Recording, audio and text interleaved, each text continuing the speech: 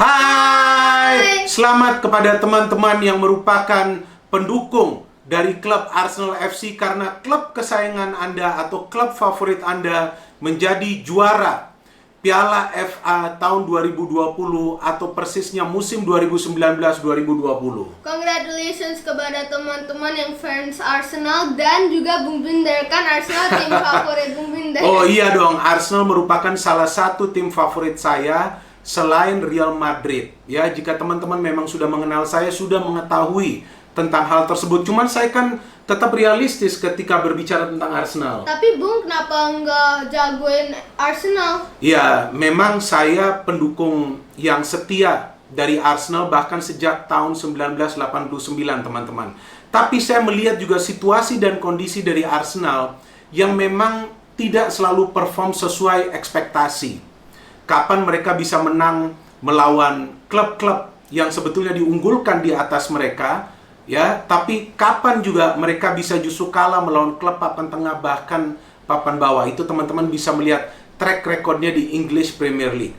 Tapi ternyata di Piala FA mereka bisa menang 2 kali melawan 2 klub yang secara posisi di klasmen akhir Liga Inggris berada di atas mereka. Manchester City di semifinal, kemudian Chelsea di final. Apa sih yang menjadi faktor bahwa Arsenal akhirnya bisa sukses meraih gelar juara FA Cup, bukan Premier League ya. Premier League itu adalah Liverpool. FA Cup ketika memang mereka sebetulnya tidak diunggulkan di atas kertas. Nah, kalau Bung Jas kan kemarin prediksinya siapa tuh?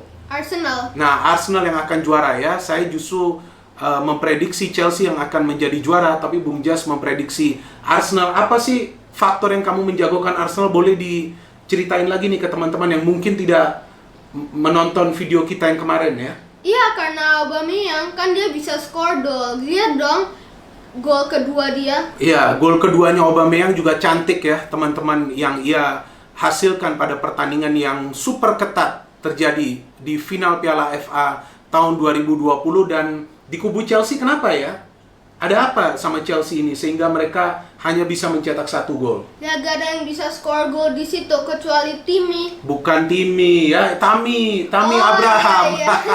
Nah, itu dia teman-teman. Sebetulnya Chelsea ada 2 persoalan. Yang pertama adalah di lini pertahanan yang belum rapi banget karena memang skema menyerang mereka belum diimbangi dengan kesolidan lini pertahanan. Dan yang kedua, yang sebetulnya sudah pernah saya katakan apakah di channel ini atau di channel YouTube lainnya, bahwa persoalannya juga dari sisi striker, di mana Chelsea tidak memiliki striker goal getter yang haus gol dan konsisten bisa mencetak gol. Sempat ada Tammy Abraham di awal musim, tapi akhirnya ia tidak konsisten. Dan Oliver Giroud yang sebelumnya lebih banyak duduk di bangku cadangan, akhirnya diberikan kesempatan oleh Frank Lampard untuk bisa bermain dan ia pun beberapa kali bisa mencetak gol. Dan di final ini juga Oliver Giroud yang merupakan mantan pemain Arsenal yang pernah juga membawa Arsenal menjadi juara Piala FA pada tahun 2017 atau musim 2016-2017 berperan besar pada game semalam, di mana ia selain menjadi starter, ia juga memberikan assist,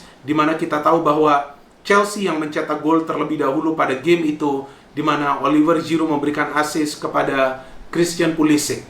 Nah, itu yang tadi Bung Jas katakan bahwa faktor Aubameyang sangat besar dalam perjalanan Arsenal untuk bisa meraih gelar juara Piala FA. Kalau kita berbicara mengenai line up, tidak banyak perubahan yang dilakukan oleh kedua pelatih dibandingkan dari game sebelumnya di semifinal Piala FA. Contoh dari Arsenal, mereka hanya menggantikan Mustafi dengan Rob Holding. Kemudian dari Chelsea, mereka hanya menggantikan Willian dengan Christian Pulisic yang justru berbuah hasil positif mencetak gol. Tapi masalah bagi Chelsea bahwa di sini pemain-pemain pengalaman mereka 2 tidak bermain, ya, 2 orang tidak bermain selain Willian, kemudian Kante. Ini yang saya kira mengurangi daya jelajah dari Chelsea dibandingkan Arsenal. Arsenal kita lihat mereka menurunkan semua pemain yang memang akhir-akhir ini diandalkan oleh Mikel Arteta. Fighting spirit dari kedua tim sama baiknya karena dari ball possession Arsenal mungkin hanya menang tipis karena Arsenal juga tidak banyak mengontrol bola di lini tengah. Justru kalau saya melihat penampilan Arsenal sedikit berbeda, mereka lebih prefer lebih memilih untuk memainkan bola, mengirimkan bola langsung ke jantung pertahanan Chelsea, karena di situ akan ada persoalan bagi Chelsea. Dan terbukti ketika Chelsea sebetulnya memainkan passing game yang lebih baik, lebih akurat passing-passing dari para pemain Chelsea, dan mereka bisa membuka gol perdana di pertandingan ini melalui Pulisic dengan kerjasama antara Mount, Giroud, dan akhirnya diselesaikan oleh Pulisic. Bahkan Pulisic kembali mendapatkan peluang untuk mencetak gol setelah Chelsea unggul. Tapi Arsenal dengan direct footballnya bisa lebih banyak menciptakan peluang-peluang yang berbahaya, walaupun beda tipis, mungkin Arsenal hanya 4 peluang berbahaya dan Chelsea 3 ya peluang berbahaya yang saya melihat secara keseluruhan dalam game. Tapi penyerangan Arsenal tampak lebih berbahaya karena mereka mengandalkan Auba dan juga mengandalkan Pepe. Ya, dua pemain ini memiliki kemampuan teknik tinggi, speed and power sama baiknya. Ada Lacazette juga yang melakukan pergerakan tanpa bola yang mengacaukan lini pertahanan Chelsea. Chelsea terlalu bergantung kepada dua wingback mereka, yaitu Alonso dan juga James, yang saya kira tidak perform pada game ini. Sangat disayangkan. Padahal dua pemain ini perform pada game melawan MU di semifinal sebelumnya, di mana mereka memporak-porandakan pertahanan dari MU. Ya, MU kalah loh lawan Chelsea. Tapi akhirnya Arsenal bisa menang melawan Chelsea. Dan seperti yang kita katakan bahwa faktor Aubameyang ini sangat besar. Ia tidak banyak mendapatkan peluang dari game ini, tapi ia bisa menyelesaikan peluang yang sedikit untuk menjadi gol. Gol pertama jelas terlihat bagaimana umpan lambung dari Tierney kepada daerah yang kosong di lini pertahanan Chelsea dikejar oleh Aubameyang dan ia dilanggar jelas oleh Azpilicueta. Penalti bisa dikonversikan dengan baik. Kemudian juga gol kedua kita lihat ada fast break di mana Bellerin sebagai salah satu pemain wingback dari Arsenal juga berperan untuk melakukan counter atau fast break, sempat di foul juga, tapi akhirnya bola ke Pepe dan Pepe memberikan umpan kepada Auba yang juga berada di daerah kosong pertahanan Chelsea.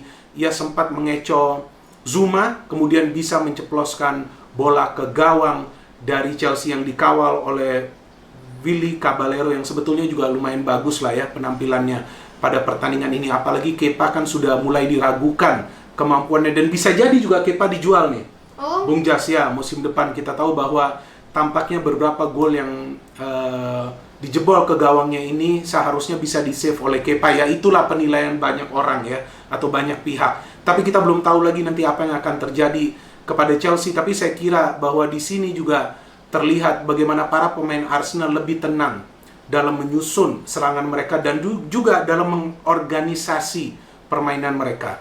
Karena buktinya dari para pemain Chelsea banyak sekali melakukan foul. Justru ini bukan karakter Chelsea. Ada kartu merah yang diterima oleh Kovacic, selain itu juga ada 5 kartu kuning.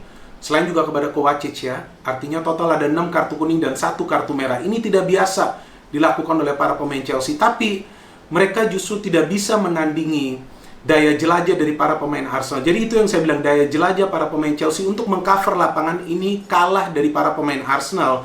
Di mana saya melihat Arsenal di lini tengah ini mengandalkan Ceballos dan juga Granit Xhaka yang lebih banyak berada di daerah sentral lini tengah.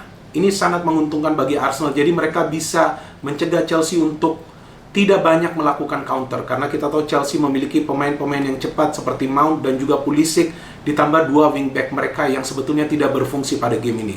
Azpilicueta juga sangat kesulitan untuk bisa menahan kecepatan lari dari Aubameyang. Kemudian Zuma juga kita tahu juga tidak bisa melihat pergerakan Auba yang sebetulnya sempat berada pada posisi yang free pada saat ia mencetak gol kedua. Jadi kita melihat bahwa keterampilan kedua pelatih pada pertandingan ini terlihat jelas sangat berpengaruh kepada performa tim, keterampilan dalam mengatur taktik dan juga strategi. Lampard tidak salah, timnya terus menyerang, tapi sayangnya lini pertahanan yang terus menjadi masalah akhirnya bisa dilihat oleh Mikel Arteta. Dan caranya seperti apa? Bola lebih cepat dikirimkan ke jantung pertahanan Chelsea agar pemain-pemain Arsenal yang memang memiliki kualitas finishing yang lebih baik di lini depan bisa merepotkan para pemain Chelsea di pertahanan, dan itu terbukti berhasil. Jadi Auba, Pepe dan juga Lacazette adalah trio yang memang perlu lebih sering diandalkan oleh Arteta daripada memainkan pemain lain seperti Nketiah contohnya. Ya, jika 3 trio ini tetap bermain musim depan, dengan catatan Auba tetap stay, maka Arsenal tentu bisa saja nanti ada harapan untuk bisa bersaing di papan atas Premier League. Ditambah lagi tentu mereka perlu membeli pemain di lini pertahanan. Kita belum tahu siapa pemain yang akan nanti mereka incar. Oke, Bung Jas, kamu lihat harapan Arsenal musim depan seperti apa? Kalau mereka sih bagus. Bagus ya, ada chance ya untuk Arsenal ya. Iya, tapi kalau mereka mau ke UCL harus lawan MU. Waduh, itu dia teman-teman ya. Masih ada MU, masih ada City. Jadi Arsenal harus cepat berbenah. Untuk Chelsea gimana? Kalau Chelsea sih tetap bagus, kan pelatihnya bagus. Oke. Dan mereka bisa beli banyak pemain ya kan teman-teman. Iya, kan mereka sudah beli 2 pemain baru, Ziyech dan juga Werner. Chelsea akan menjadi kekuatan yang dahsyat musim lalu, dan mereka rencana juga akan membeli penjaga gawang dan juga 1 pemain di lini pertahanan. Oke, Bung Jas, siapa man of the match kamu? Loh, saya nggak perlu omongin juga, kan kita semua udah tahu Aubameyang yang man of the match. No Auba, no party. Itu dia teman-teman ya, analisa kita singkat, padat, dan lugas. Ada Bung Jas yang tepat memprediksi. Oke, saya keliru memprediksi, tapi Bung Jas juga melakukan prediksi dengan memberikan alasan yang tepat, yaitu Aubameyang. Aubameyang dan Aubameyang. Jika Aubameyang tidak stay, Arsenal akan kesulitan musim depan. No hate, Only football. salam sepak bola.